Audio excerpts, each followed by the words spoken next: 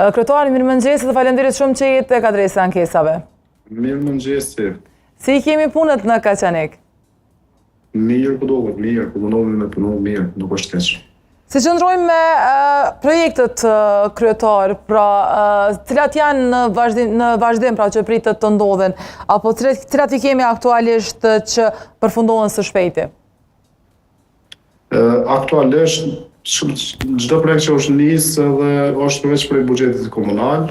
Në buxhetin që kemi dikon 3.4 milion euro kemi investime kapitale, po si që dini ju gjitha komunat përballen me kontratën kolektive, që është për arsimtarë dhe për profesor.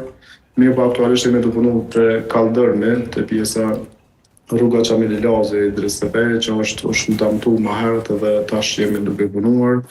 Jemi të shtu kapacitetin e ujit në projekt tjetër, edhe rrugën Gryka e Kaçanikut, ka projekte të ndryshme, terrene sportive, presim I përfundu 2 parqe tjera, edhe kemi iniciuar dhe procedura tjera për projekte tjera që janë parapame për këtë vit. Po, dhe dua t'ju pyes pak edhe për një problem, si qëndrojmë këtuar me sanimin e problemeve sa I përket ujrave të zeza, kemi për një kohë të gjatë, pra, që thonë qytetarët, pra që ujrat e zeza përrjedhin tek parku I qytetit, me muaj të tërë. Si qëndrojmë me sanimin e këtyre problemeve? Te parku apo te sheshi? Tek parku, kështu ka qenë ankesa? E para nuk është me muaj të tërë, se është një ankesë që 5 ditë, statit e sheshi, edhe shpresoj që gjatë javë me intervenu me herë. Për arsye se kemi kontrata kanalizimeve, është e lidhur kontrata dhe kudo që ka probleme intervenojnë. Edhe pse është normal të kanalizimet e kanë kontratë me bifurkacionin, për shkak që kush e pagun ujësirësin e kanë në kontratat edhe nëse ka në identim të kanalizimit për me ndërtu ata, mirë po për shkak që kanë mungesë të mekanizmit edhe nuk I dalin zot, duhet na prapë si komunë me intervenim.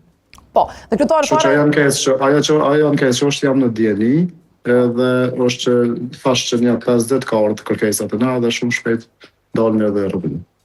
Fatmirësisht pra që dëgjojmë lajme të tilla dhe fare në fund kryetari sepse patëm këtu edhe thirrje më herët po mendoj nga komunat të tjera, por nuk mund të mos ju pyes për problemet me menaxhimin e një problemi mund të them që është goxha gjithandej vendit për menaxhimin me problemet me qendrën Dacak.